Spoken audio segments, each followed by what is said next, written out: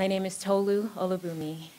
I was born in Lagos, Nigeria, to two of the most hardworking, devoted parents anyone could ask for. When I was 14 years old, I was brought to the US to escape the increasingly erratic political climate in Nigeria, but never with the intention of becoming undocumented or living within the confines of the US for the past 16 years.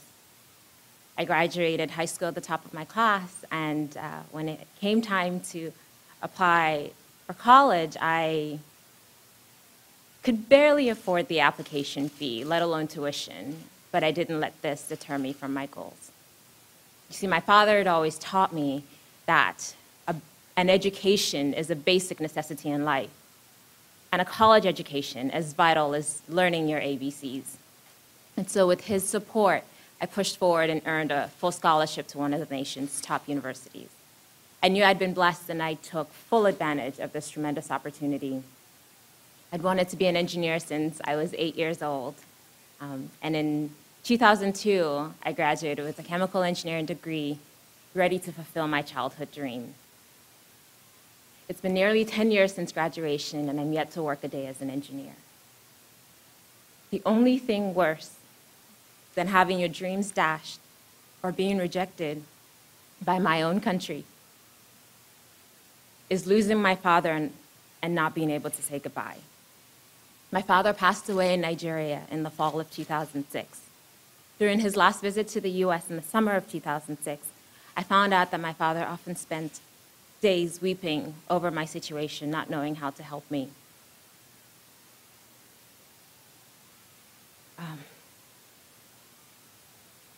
I've always known that my father loved me, but the depth of his love was magnified during our last few weeks together.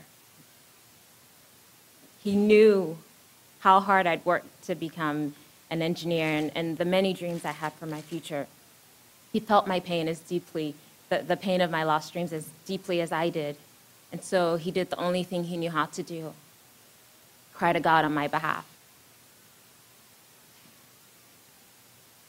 It's difficult, nearly impossible to put into words, having to make a choice between saying goodbye to my father and being able to return to the US.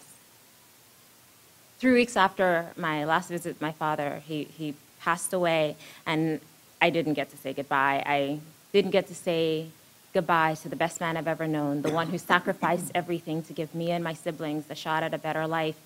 Nor was I able to be there for my mother, who just lost her husband and her best friend. You see, attending my father's funeral meant being torn away from my friends, family, and the life I've built for the past 16 years. It's been nearly 5 years since he passed away. But his voicemail is still saved, his phone number is still on my phone, his face still so fresh in my heart. And I dream about him often, and I'm still convinced that he'll come visit over the summer, like he's done every year since I was 14. Too many young people like me are carrying burdens that we were never meant to carry. I was nearly broken under the weight of my undocumented status.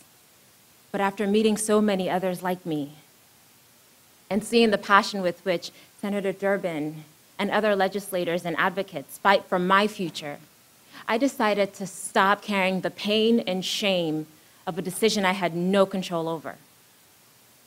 You see, the dreams of my youth have stalled, yes, but my country still needs me. So I volunteer full-time to ensure a better future for thousands others. Passing the DREAM Act is critically important to me and to so many others.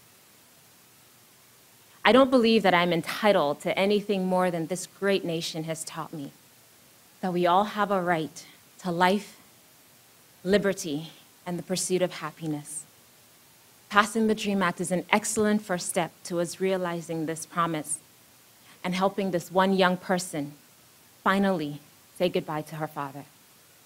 Thank you.